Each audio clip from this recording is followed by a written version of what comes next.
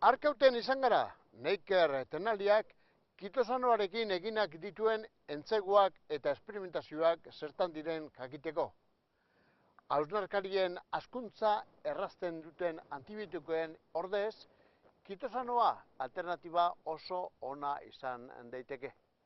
Europar Batasunak debekatuta dauka aberen hazkuntza antibiotikoak erabiltzea.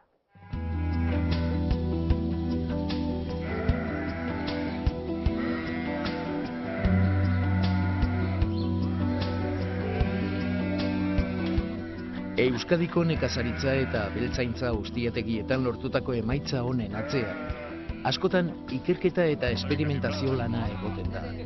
Horren garrantzia behar legez ezagutzen ez badugu ere.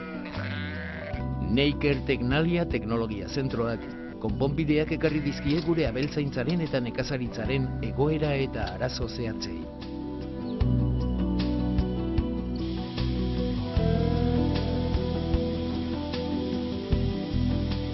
Idoiako hirik, Arkautiko zentroan egiten du lan, eta kitosano deritzon produktua aurkeztu digu. Hausnarkarien hazkuntzan antibiotikoen ordez erabil daiteke. Izan ere, Europar Batasunak debekatuta dauka abereen hazkuntzan antibiotikoak erabiltzea. Baina ustiategietan dauzkaten kostuek gutxi gorabehera 3,5 eta 5 artean egin dute gora, eta hor dago koska.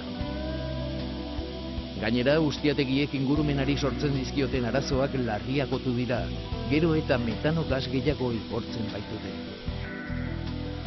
Hemen, Neiker Teknaliako ardilatxekin esperimentu batzuk ari dira egiten.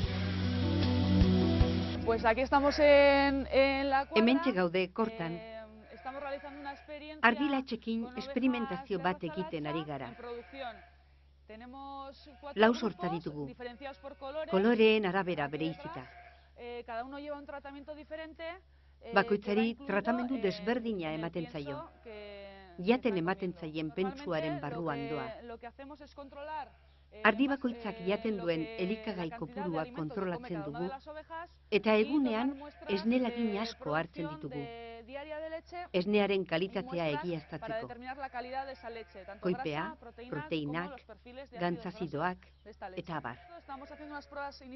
Ardiekin egiten ari gara hasierako probak, baina etorkizunean mota guztietako abere hausnarkarientzako izango da. Errumenean baitu eragina.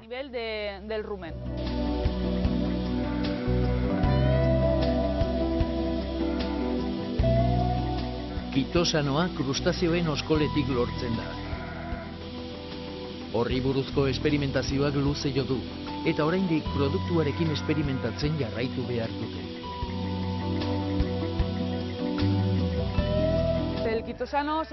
Kitosanoa jatorri naturaleko biopolimero bat da. Krustazeoen oskoletatik lortzen da. Bere ezaugarriak direlata oso interesgarria da. Mikrobioen aurkakoa, biobateragarria eta biofuntzionala baita, eta ez du toxikotasunik. Beraz, pentsuen barruan sar daiteke inolako arazorik gabe. Bi motako onurak ditu. Alde batetik, ekoizlearentzat onuragarria da, gastuak murrizten baititu. Eta beste alde batetik, abereentzat ere onuragarria da. Haien osasuna eta ongizatea hobetzen baititu. Horrez gain, gai kutsagarrien igorpena txikiagotzen da. Abeltzaintzan gaur egun, ingurunea kutsatzen duten gaiak murriztea garrantzi handikoa da. Idoiak azaldu digu pentsuarekin nola nahasten den.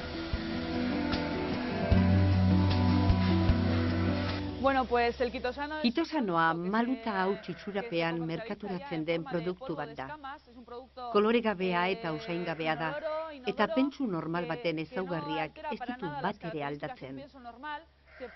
Hemen ikusten dugun bezala, pellet formako pentsu normal batean, emaitzak lortzeko haina maluta hauts bota ditzaket pentsuaren zaporea eta usaina bat ere aldatu gabe. Abereek ez dute ezer nabaritzen. Abereek berdin jaten dute pentsua, hau gabe edo hau sartuta. Osagaia hemen dago, pentsuan, eta egunero hartzen dute dagokien dosia eguneroko janarekin. diaria.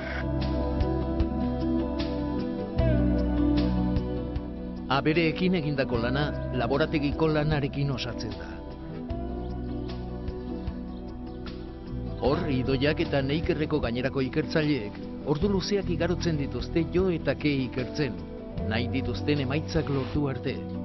Hoiek lortzea beti posible ez bada ere.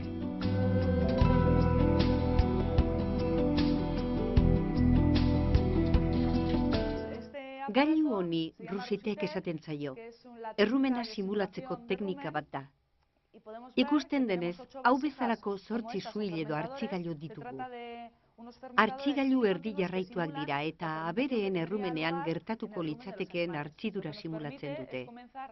Horri esker, osagai bat ikertzeko aukera daukagu, esperimentaziorako hainbestea abere erabili gabe. Emaitzak, bai in vitro entseguetan, bai produkziotik kanpoko abereetan hauek dira. Kitosanoak errumenaren populazioan eragina du, antibiotikoek izaten duten bezala.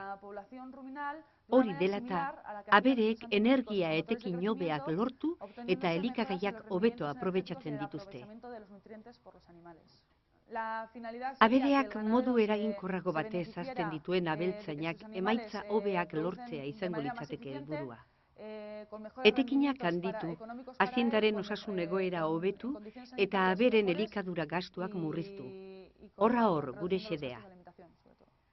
Hemen ikusten den bezala, laborategian in vitro entsegu asko egiten ditugu, eta horrez gain, kortan ere lan asko egiten dugu, aberekin tratamenduak probatzen eta abar. Bulego lana ere ez da bat ere makala. Zientzia ikerketa ugari irakurri behar dira, abelazkuntzan ze gertatzen ari den jakiteko. Eta emaitzak jendarteratzeko lan ugari ere bai. Kitosanoaren itxura honako hau izango litzateke. Ikusten duzuenez, zuri koloreko hauts bat da, ez du zaporerik edota usainik bat ere. Krustazioen oskoletatik lortzen da, tratamendu kimiko edota entzimatikoen ostean. Ikerketaren ikuspuntutik oso ezaugarri interesgarriak dituen biopolimero bat da. Izan ere, mikrobioen aurkakoa, biobateragarria eta biofuntzionala baita, eta ez du toxikotasunik.